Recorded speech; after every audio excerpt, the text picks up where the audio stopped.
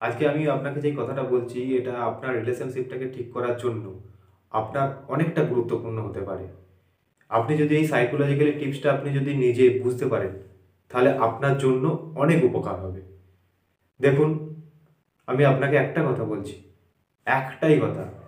এরকম সিচুয়েশনে আমি নিজেও পড়েছিলাম এবং এই সিচুয়েশনে আমি নিজেকে ঠিক রাখতে পারিনি। তার জন্য আমার 2 বছর টাইম লেগে গেছিল। তো প্লিজ বস, আমার রিয়েলাইজ বা আমার অ্যানালিসিসের উপর আমি যেই কথাটা বলছি হয়তো আপনার উপকারে লাগতে পারে। দেখুন, আমরা প্রত্যেকটা মানুষ দুরকমভাবে পেন পাই। একটা হচ্ছে ফিজিক্যালি পেন আর একটা হচ্ছে মেন্টালি পেন। আমরা এখন যে পেনটা পেয়েছি সেটা হচ্ছে মেন্টালি পেন। আপনি ফিজিক্যালি পেন পেয়েছেন, তখন আপনি কি করেন? ট্রিটমেন্ট করেন। ফিজিক্যালি পেন পান কিভাবে? না হচ্ছে বাইরে কোনো বস্তু দ্বারা আঘাত পান, আর তার জন্য কি করেন? আপনি ট্রিটমেন্ট করেন, মেডিসিন খান। আর মেন্টালি পেন পেয়েছেন কিভাবে? আপনার প্রিয় মানুষটা আপনাকে ছেড়ে চলে গেছে, তার জন্য আপনি মেন্টালি পেন পেয়েছেন। বা যে কেউ মানুষ আপনার কাছ থেকে চলে গেলে আপনি মেন্টালি পেন পান। বা কেউ আপনার সাথে খারাপ বিহেভ করলে, খারাপ কথা বললে আপনি মেন্টালি পেন পান। তো এই ক্ষেত্রেও কিন্তু ট্রিটমেন্ট রয়েছে, সেটা আপনি ডিপলি অ্যানালিসিস করুন। ধরুন আপনার কোনো ফ্রেন্ড আপনাকে মেন্টালি কোনো পেন দিয়েছে। কিভাবে পেন দিয়েছে? না, সে আপনার সাথে কোনো খারাপ বিহেভ করেছে বা আপনার সাথে ঝগড়া করেছে, তখন আপনি কি করেন?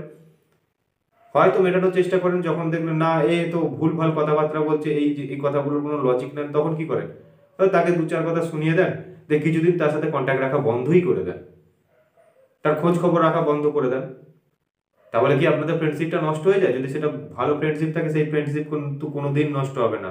সেই ফ্রেন্ড দেখবেন আবার কিছুদিন পর আপনার সাথে সেই আগের মতো সম্পর্কে আবার চলে এসেছে। সেম ট্রিপস কিন্তু এই ক্ষেত্রেও, এটাও আপনার গার্লফ্রেন্ড বা বয়ফ্রেন্ড ছিল, সে কিন্তু আপনার একটা ফ্রেন্ডের মতোই ছিল এবং একটা প্রিয় মানুষ ছিল, ফ্রেন্ডেরও এক ধাপ উপরে ছিল। তাহলে এর ক্ষেত্রে আপনি করতে ভয় পাচ্ছেন কেন? ভয় পাচ্ছেন যদি আপনি তাকে রিকোয়েস্ট না করেন, তাহলে আপনার কাছ থেকে সে চলে যাবে। ফ্রেন্ডের ক্ষেত্রে যেই ট্রিপসটা অ্যাপ্লাই করেন না, এই ক্ষেত্রে ভয় না খেয়ে সাহসের সাথে এই ট্রিপসটা একবার অ্যাপ্লাই করুন।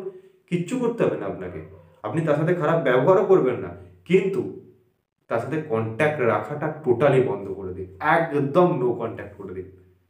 আপনার মেন্টালি পেন আপনি পাচ্ছেন, পান, নিজের মধ্যে সেটাকে একদম শক্ত করে আটকে রাখুন, ইউনিভার্সকে প্রে করুন, কিন্তু এই পেনটা পেয়ে তার কাছে পেনের যন্ত্রণাটা প্রকাশ করবেন না। তাহলে কিন্তু আপনার রিলেশনশিপটাকে আপনি অনেকটা স্ট্রং করতে পারবেন। ভালো থাকুন, সুস্থ থাকুন। আমার কথাবার্তা শুনে যদি আপনার ভালো লেগে থাকে, আমার ভিডিওটাতে প্লিজ একটা লাইক করবেন, কারণ লাইক করলে আমার ভিডিও তৈরি করতে আমি অনেক মোটিভেশন পাই। আর এই আমাকে ভাই বা দাদা মনে করে থাকেন, যদি এরকম ভিডিও যদি আপনি চান যে আমি সাইকোলজিক্যাল ওপর পজিটিভ থিঙ্কিং দিয়ে আপনার ভাইব্রেশনটাকে হাই রাখতে পারি, যাতে এরকম ভিডিও আমি আনতে থাকবো, প্লিজ সাবস্ক্রাইব করে রাখবেন। তার সাথে সাথে বেল আইকনটি বাজিয়ে রাখবেন, যাতে আমার ভিডিওর নোটিফিকেশন আপনার কাছে খুব তাড়াতাড়ি পৌঁছে যায়। ভালো থাকুন বস। প্রত্যেক দিনের মতো ইউনিভার্সকে প্রে করছি আমার ভিডিও যারা এতক্ষণ দেখলেন, আমার যেই দর্শক বন্ধু রয়েছেন, তারা যেন তার প্রিয় মানুষটাকে খুব তাড়াতাড়ি তাদের কাছে ফেরত পায় এবং তাদের রিলেশনশিপটা যেন লং টাইম রিলেশনশিপ হয়।